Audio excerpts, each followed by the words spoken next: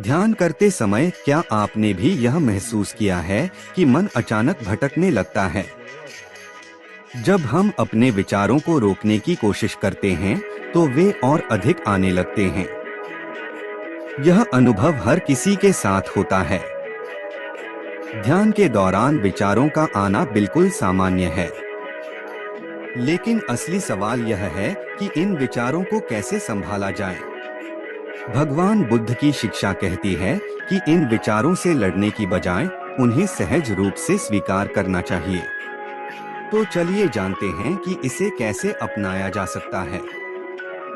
रामू गांव का एक सीधा सादा लड़का था, लेकिन उसकी जिंदगी में कुछ भी सीधा नहीं चल रहा था। खेतों में मेहनत करने के बावजूद कभी फसल खराब हो जाती, तो कभी घर के हालात उसे परेशान कर देते। दिन भर की थकान और मानसिक तनाव ने उसकी जिंदगी में एक खालीपन ला दिया था। वह अक्सर सोचता, आखिर मेरी जिंदगी में इतना दुख क्यों है। एक दिन वह बहुत थका हुआ और उदास होकर गांव के एक बाग में जाकर बैठ गया। वहां उसने देखा कि एक साधु शांतचित्त होकर ध्यान कर रहे थे।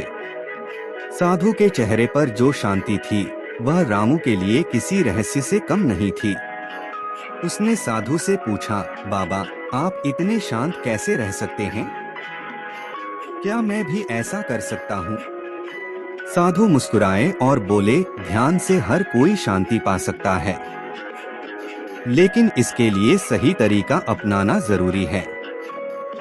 अगर तुम सच में जानना चाहते हो, तो मैं तुम्हें सिखाऊंगा। साधु ने ध्यान के 4 महत्वपूर्ण तरीके बताए। 1. सही स्थान का चयन, ऐसा स्थान चुनें जहां शांति हो और कोई विघ्न न हो। 2. सही मुद्रा, ध्यान करते समय पीठ और सिर सीधा रखें। अगर पद्मासन में असहज हो, तो कोई और आरामदायक स्थिति अपनाएं। 3. सांसों पर ध्यान, गहरी सांस लें और हर सांस को महसूस करें। 4. विचारों को स्वाभाविक रूप से स्वीकार करें, विचारों को रोकने की कोशिश न करें। उन्हें आते जाते देखें, जैसे नदी का पानी बह रहा हो। साधु ने कहा, ध्यान का समय निश्चित करो। शुरुआत में रोज 10 मिनट ध्यान करो, धीरे धीरे समय बढ़ाओ। रामू ने साधु की बातें ध्यान से सुनी और अभ्यास शुरू किया। शुरुआत में उसके मन में कई विचार आए, लेकिन धीरे धीरे उसने अपनी सांसों पर ध्यान केंद्रित करना सीखा।